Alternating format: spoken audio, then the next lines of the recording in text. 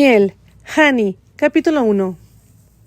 Durante la primavera de mi 17º año descubrí una verdad impactante sobre mi familia. Me heló la sangre tanto, pensé que me congelaría en el lugar, que me convertiría en una estatua como la esposa de Lot en la Biblia. Ni mi madre ni mi padre querían que yo supiera nunca que había secretos tan oscuros enterrados en nuestras bóvedas familiares, secretos que merecían ser enterrados para siempre. Papá dijo una vez: en cuanto nacemos nos dan cargas privadas que llevar, cargas que simplemente heredamos. A veces, esas son las cargas que nadie más que tú puede llevar por sí mismo, sin importar cuánto te ame y te aprecie alguien, cariño. De hecho, la verdad es que cuando más amas a alguien, más quieres evitar que él o ella conozca los secretos más profundos y oscuros de tu corazón. ¿Por qué, papá?, pregunté. Él sonrió. Todos queremos ser perfectos para la persona que amamos. Eso significa nada de manchas, nada de maldad oscura, nada que trajera vergüenza y desgracia junto con mi nombre. Lo sabía. También pronto sabría que era imposible. Nunca digas adiós. En la primavera de mi último año en la escuela secundaria, mi tío Peter murió cuando su avión se estrelló en el campo que estaba fumigando. Un testigo dijo que el motor simplemente se ahogó y se apagó. Tenía solo 35 años y había sido mi primer novio falso. Me había llevado a volar al menos una docena de veces en su planta. Cada vez era más divertido y emocionante que la vez anterior, cuando hacía sus acrobacias aéreas conmigo en el asiento del pasajero a su lado. Gritaba a todo pulmón, gritaba con una sonrisa en la cara, como lo hace la mayoría de las personas cuando acaban de pasar por una pendiente particularmente empinada de las vías de la montaña rusa del Castle Rock Fun Park, que estaba a solo unas pocas millas de Columbus. El tío Peter también me había llevado allí. Era el hermano menor de mi padre, pero los 5 años que los separaban parecían una diferencia de siglos cuando se trataba de comparar sus personalidades. Papá era a menudo casi tan serio y religioso como el abuelo Foreman. Ambos eran lo que cualquiera llamaría adictos al trabajo en nuestra granja de maíz. En realidad, la granja de maíz de 250 hectáreas del abuelo, que también tenía gallinas y vacas principalmente para nuestro propio consumo de huevos y leche. El abuelo vendía el resto a algunos mercaderos locales. Todo seguía perteneciendo al abuelo, algo que nunca dejó que ninguno de nosotros olvidara, especialmente mi tío adoptivo Simon, que vivía en una habitación improvisada sobre el establo de las vacas. El abuelo Foreman decía que de esa manera Simon estaría cerca de su trabajo. Una de sus tareas diarias era ordeñar y cuidar de las vacas lecheras. Era hijo de la primera esposa del abuelo, Tess, que había perdido a su primer marido, Clayton, cuando su vía se volcó en la interestatal y fue atropellada por un remolque de tractor. Clayton trabajaba para el abuelo en ese momento.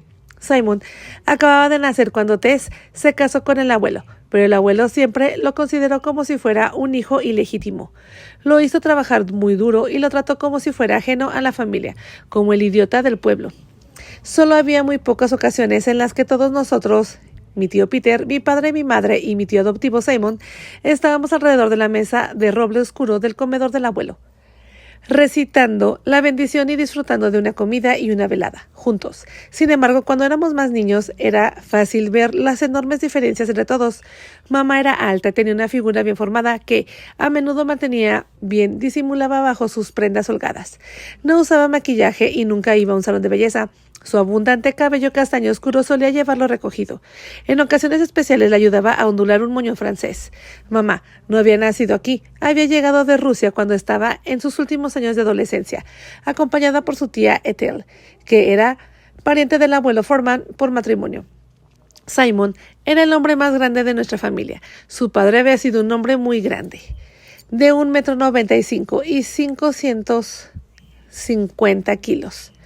Simon había crecido muy rápido, demasiado rápido, según el abuelo Foreman, que afirmaba que el cuerpo del tío Simon drenaba demasiado de su cerebro en el proceso.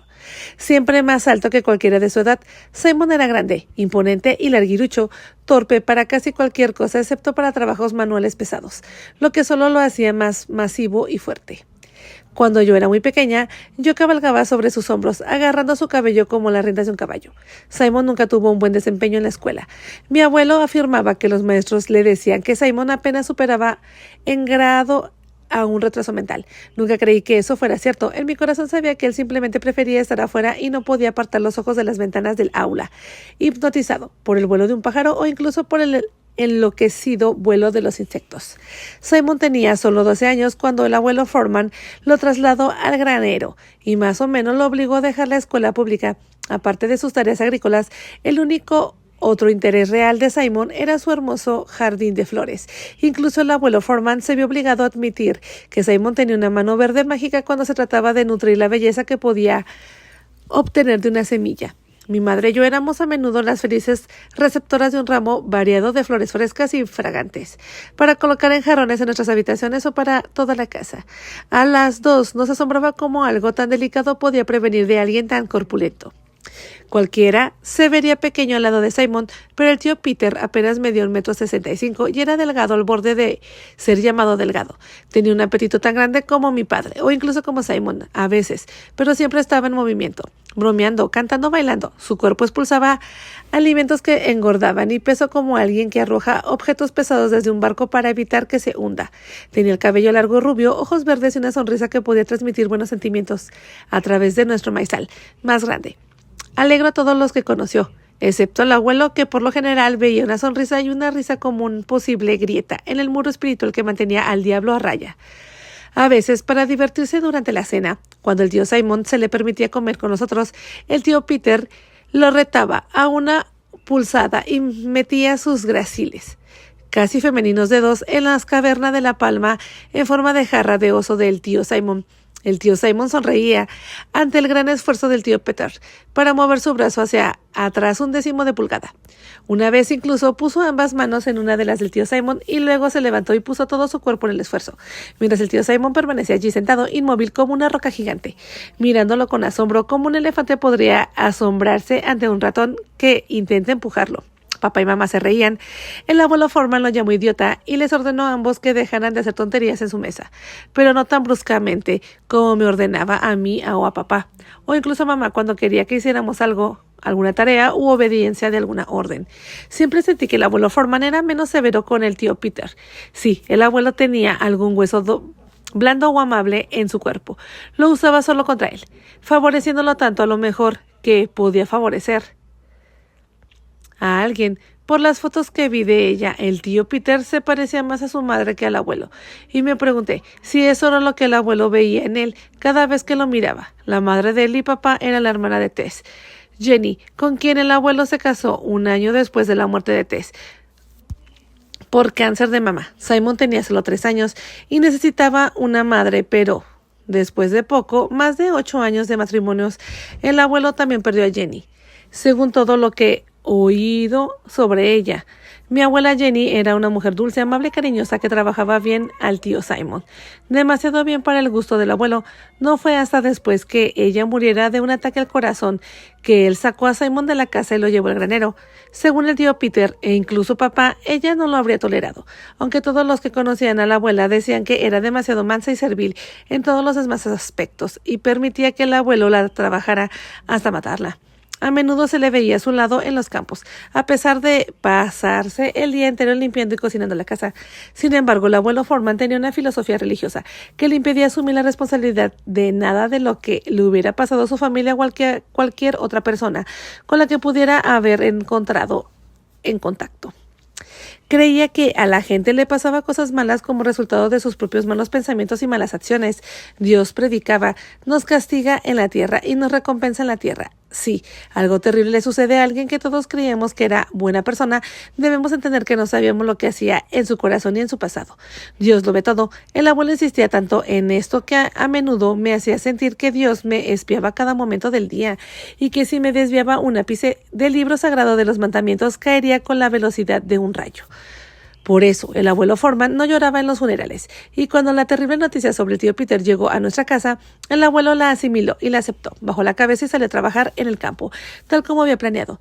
Mamá estaba casi desconsolada. Creo que amaba al tío Peter casi tanto como amaba a papá, casi tanto como yo lo amaba. Lloramos y nos abrazamos. Papá se fue a llorar en privado. Lo sé, el tío Simon se enfureció como una fiera en su granero. Se oían las herramientas de metal que se lanzaban contra las paredes, y entonces salió y agarró un arbolito de buen tamaño que había plantado 7 años antes y puso todo su dolor en un esfuerzo gigantesco para sacarlo, con raíces y todo, de la tierra, lo cual hizo. Lunático, dijo el abuelo cuando vio lo que había hecho. Dios lo castigará por eso. Esa noche me senté en los escalones del porche y miré las estrellas. No tenía apetito durante la cena y no podía pronunciar ni una sola sílaba de agradecimiento. No estaba de humor para agradecer a Dios por nada, y menos aún por la comida, pero el abuelo pensaba que desperdiciar comida era uno de los peores pecados que alguien podía cometer, así que me obliga a tragar prácticamente sin masticar. Tommy, que cocinaba y limpiaba y cuidaba la casa para él, para papá y para mí, contuvo las lágrimas, pero sorbía con demasiada frecuencia para el gusto del abuelo. Miré a papá para ver si hablaba en su defensa, pero él miraba hacia adelante, enmudecido por su dolor. A diferencia del tío Peter, papá era un hombre tranquilo, fuerte y compasivo, a su manera, pero siempre me parecía atrapado por la sombra del abuelo. El abuelo Foreman seguía siendo un hombre poderoso.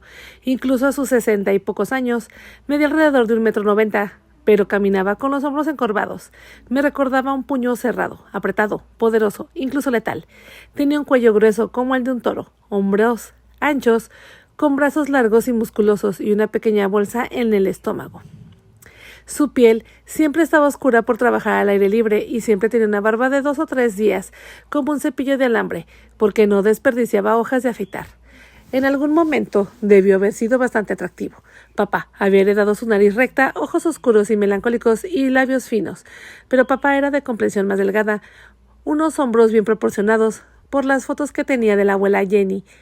Yo creía que él también había heredado sus mejores cualidades, a pesar de su actitud tranquila y su dedicación al trabajo. Papá no era tan duro como el abuelo. Hay que seguir trabajando, declaraba el abuelo, sermoneando a mamá. Es un don de Dios y no le damos la espalda. Casi por despecho, para demostrarnos que practicaba lo que predicaba, comía con el mismo vigor y apetito que nunca y esperaba que nosotros hiciéramos lo mismo.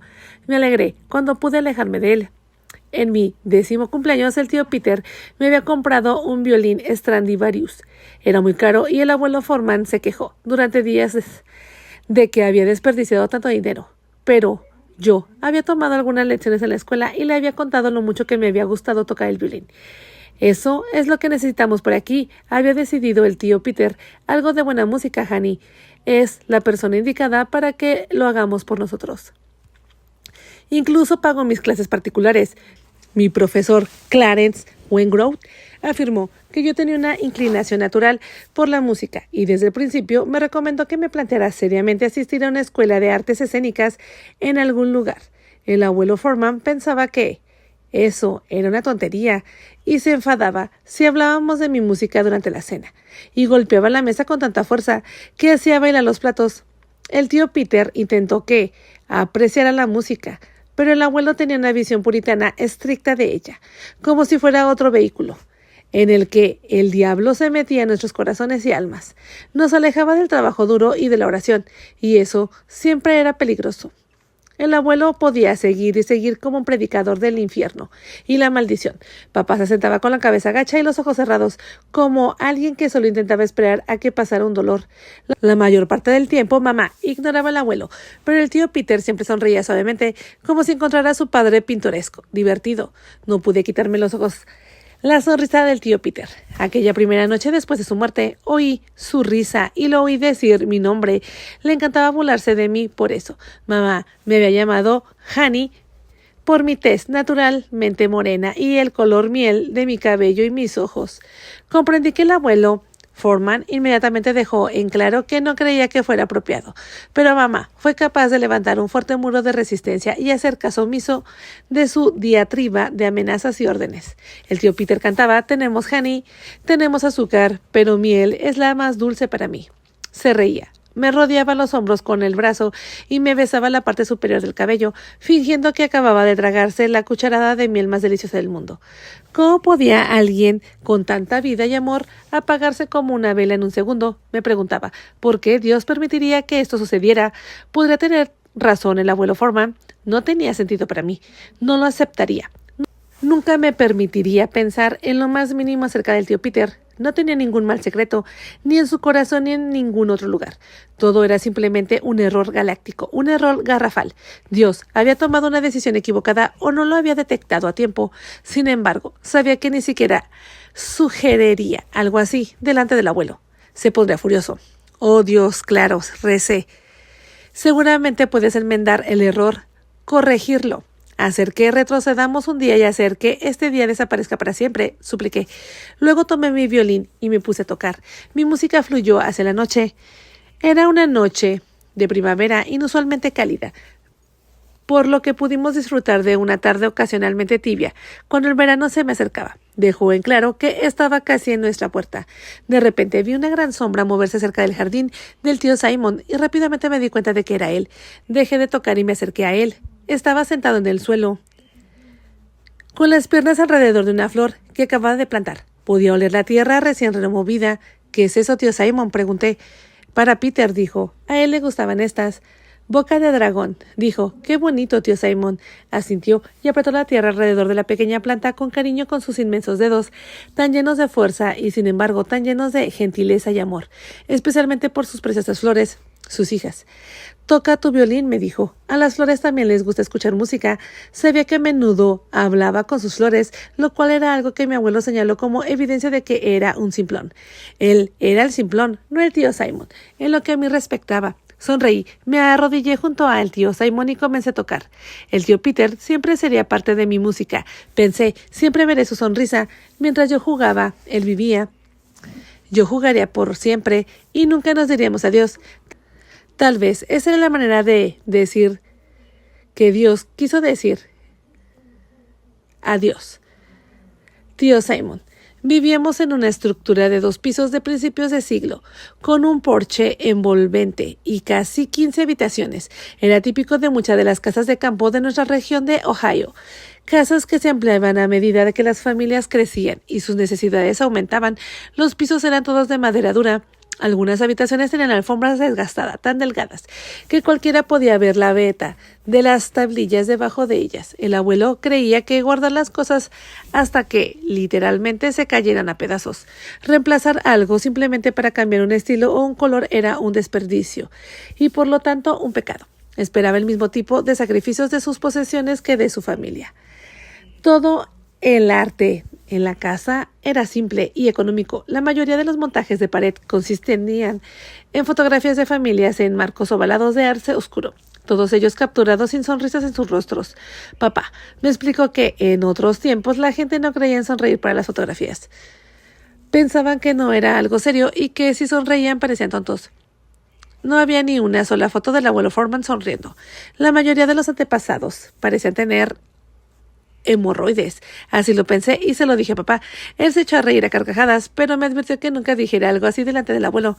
El resto de nuestros adornos de pared consistían en flores secas prensadas bajo un cristal, algunas acuarelas sencillas de escenas campestres y diseños de encaje hechos por la madre y las hermanas del abuelo, todas las cuales ya no estaban. Los electrodomésticos de la casa incluían el frigorífico. Tenían casi 20 años. Había que reparar todo lo posible, aunque al final las reparaciones costaban más que un reemplazo. Era cierto que el abuelo era muy hábil y capaz de arreglar la mayoría de sus máquinas. Él mismo creía que cuando menos dependiente era un hombre de alguien, más fuerte era, más capaz estaba de vivir una vida recta. Se hicieron demasiados compromisos morales para satisfacer a otras personas, dijo a mamá. No le avergonzaba lo que podía hacer en la casa. La mantenía muy limpia y todo lo que podía brillar, brillaba. Pero le avergonzaba demasiado la edad y el aspecto desgastado de nuestros muebles como para querer invitar a alguien a nuestra casa. No podía recordar una ocasión en la que ella o papá hubieran invitado a cenar a amigos. Y nunca hicimos una fiesta en casa. En alguna ocasión invitaron a mi profesor de música, el señor Wengrout, a quedarse a cenar. Apreciaba la buena cocina de mamá, pero era difícil ver que no le gustaba sentarse frente al abuelo, que hacía comentarios negativos sobre su profesión. La calificaba de frívola e insistía en que cualquier actividad que nos hiciera perder el tiempo nos hacía más susceptibles al mal. Definía una actividad derrochadora como cualquier cosa que no proporcionara algo útil para tocar. La música toca nuestros corazones y nuestras mentes, nuestras almas. Así lo prefieres,